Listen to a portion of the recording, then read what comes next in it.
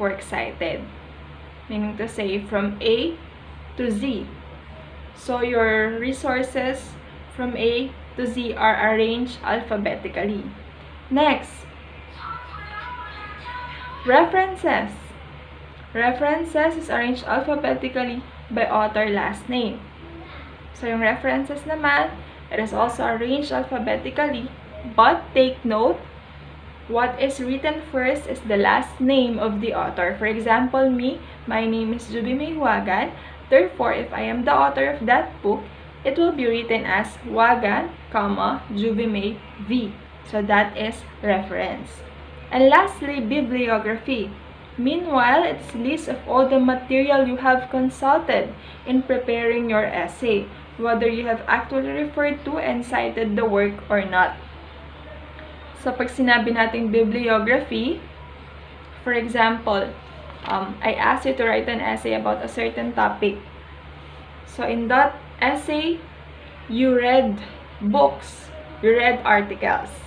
So, upon reading those articles, you need to include that in your writing. The title of the books, the author, wherein you got the information needed in the essay. A while ago, I told you that in citing sources, we need to follow a standard format.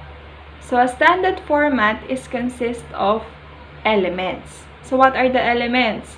So, we have the author names, the title of the books, articles, and journals, the date of publication, kung kailan na-imprenta yung libro or yung article, page numbers, and volume and issue numbers for articles only. Okay, so let's explore more. So here are the following formats for every type of sources that we have. So, when we say, kapag sinabi nating books, iba yung format niya. When we say internet, we got it from Google, iba yung format niya. If it is from the magazine or newspaper, iba din yung format niya. Okay? So, let's start first with books. So, paano ba natin or how can we cite sources coming from books? So, here is the format, ha? So, it will be flashed on the screen because it is very much important that you follow the format. Kasi mamamali kayo, no? Okay, so, you can find it in your module in what should I cite and that element of standard citation. So, in book, author's name, comma, first initial, period, publication date, period, book title, period, additional information of publication, colon, publishing company, period. For example, author's last name, Tompkins, comma, G yung first initial niya. Then, publication date is 2000, period. What's the book title? Teaching Writing, 3rd edition. Additional information of publication, saan siya na-imprenta, New Jersey. And what's the publishing company? Prentice Hall Incorporation. Okay, so ganun lang. So, basta you know to differentiate or you know to acknowledge what's the author's name, the first initial, the title of the book, the year and date of publication. So, madali lang, no? As long as you memorize the format, kung ano yung pagkakasunod-sunod ng hinihingi niya. Okay, next. If it is from encyclopedia and dictionary, so it is stated here that author's last name, first initial, date, title of article, title of encyclopedia, the volume and pages, city of publication and publishing company. Example, Bergman, PG. So, that is the author's last name and initial. So, yung year niya is 1993. Title of the article, Relativity. Title of encyclopedia, in the New Encyclopedia Britannica. Volume pages, volume 26. Pages 501 to 508. City of publication, Chicago. Publishing company, Encyclopedia Britannica. Okay. Basta tandaan lang yung format bawat sources. Hindi kayo malilito. Madali lang po. Next, if the source or if the article is from magazine and newspaper articles, author's last name, first initial, publication date, article title, periodical title, volume number, inclusive pages. Okay, so you can see the example here. Basahin na lang. Website or web page. So, ito naman kapag sa online, galing sa Google. Diyan, mahilig tayo sa Google, Online periodical, author's name, date of publication, title of article, title of periodical, volume number, retrieve month, day, year from full URL. So, you can find it here. Mas madali nyo siyang maiintindihan if you memorize the format. So, let's try in the independent activity 1.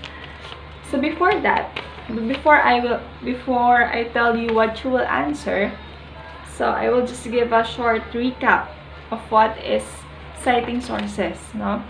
So, always remember that whenever you write, you must always cite the sources, or you must always acknowledge them to avoid plagiarism. Okay? To avoid your work called as plagiarized. Yung kinopya lang sa iba without asking permission, because that is a very serious case. So we need to cite because of number 1, to avoid plagiarism. Next is to differentiate or to give highlights to our own works from the work of other people. Okay. And another thing, why do we need to cite, is that to give credibility to our work. Because, for example, your professor checked your work and you input or you include the sources. So, we can say that your answer is credible and reliable. Kasi, meron kang pinagkuhanan or meron kang pinagbasihan. Okay, so another thing that we also discussed, the elements, or we need to follow a standard format whenever we cite sources. So, elements of standard citation, kapag galing sa book yan, sa newspaper, sa magazine, online, encyclopedia, just read and follow the format, we will have no problem. Okay? So these are the activities that you need to answer for Module 2. Independent activity 1. So, using a line, or because you will answer it in the yellow paper, just write the letter of the correct answer. Match the details in column A with the elements of standard citation, column B. Write your answer in your notebook or in your yellow paper. So, ito yon dito sa A part. Ito yung sample. Dito sa citation. And sa B na column, so these are the elements. So, tutukuyin nyo kung yung to kill a mockingbird, anong element siya ng standard citation. For example, yung number 1 na to, ang nakalagay is Anthony Lee. So, ano ba si Anthony Lee? So, Anthony Lee is it the author's name, place of publication, publisher, title of the book, or year of publication? Tao si Anthony Lee. Therefore, Anthony Lee is the author's name. So, ganun lang po. Next, you also need to answer independent assessment 1. Name it. So, label the elements of the following bibliographical information.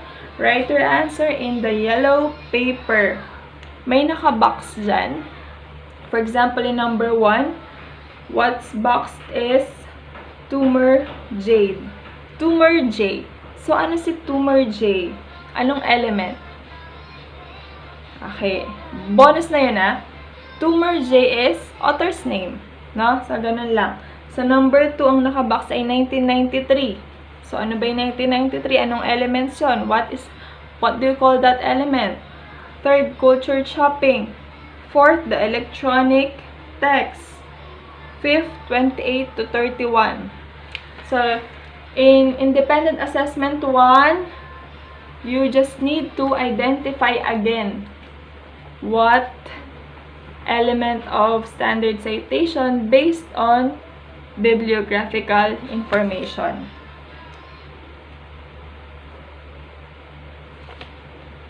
Okay? Independent activity 2, don't answer independent activity 2. This is just a repetition.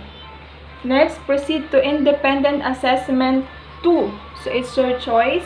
So, given the choices below, choose the letter that corresponds to your answers. Write your answer on your yellow paper. So, answer the question. So, here are the choices. For example, number 1, Jim searched for his homework using the books in the library. Which among the following should be taken by Jim for his bibliography? So, galing daw sa library yung books. So, what do you think is needed in the standard format citation if the source or if the information comes from books? Is it author's address, author's birthday, author's love life, or author's name? So, dali lang yan, ha? Next, independent activity 3, break it down. Yes, you need to answer that. So, write the details on their corresponding citation elements. Write your answers on your yellow paper. So, example po nito is naka-indicate yung pinaka-citation. So, hahanapin nyo lang doon kung ano yung author of the article, kung sino yung author of the article, title of the article, title of encyclopedia, and date of edition. Okay, and the last activity to be answered for the week 2 is, what can I do? So, draw a star if the statement provides a correct description about the use of conventions and citing sources. Write your answers in your yellow paper. So, parang true or false lang din ito, or fact or bluff. But the difference is, you will draw star if the statement is correct. So, yun lang po. So, I already skipped the other activities because these are just repetitions, no? So, para hindi kayo ma-overload. So, that's it for week 2. So, if you have questions, feel free to ask from 9 to 12 noon on Monday. Thank you very much.